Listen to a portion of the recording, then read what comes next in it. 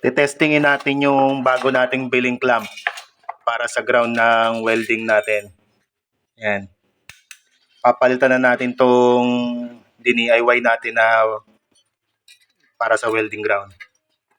Yung DIY natin na to galing to, yung magnet na to galing to sa mga speaker.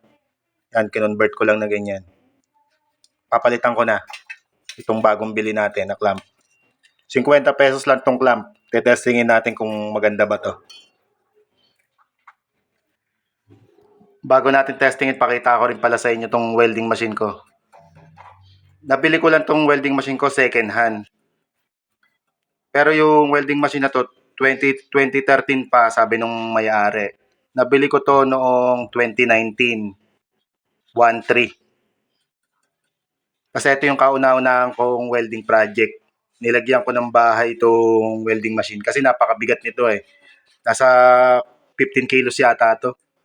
Kaya nilagyan ko ng bahay na may gulong para mas madaling matransport. Yan, nilagyan ko ng lagayan ng mga gamit. Nabaan ko na rin yung saksakan ko para makaabot ng malayo.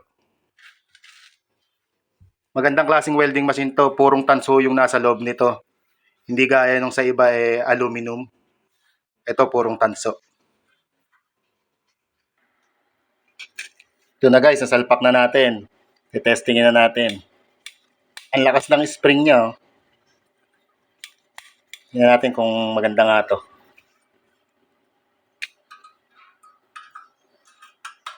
Oh, lakas ng kapit oh.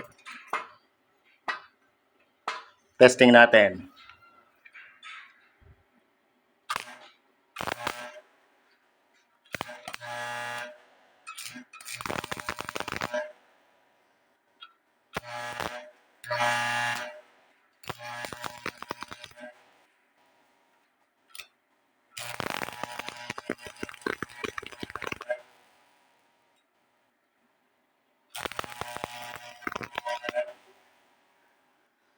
Nice guys, ang ganda.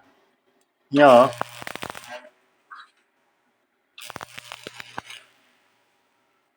Ayos ah. 50 lang bili ko rito. Tignan nyo na lang sa Shopee Lazada. Marami kayong pagpipilian doon. Etong malaki na to, 8 inches to, 50 lang bili ko. Pati na tong holder na to. Sa online ko, sa Shopee Lazada ko rin to nabili. Mura lang din to. Wala pa yata tong 100. Etong clamp na to para sa ground, maganda. Malakas ang kapit. Yun lang. Salamat.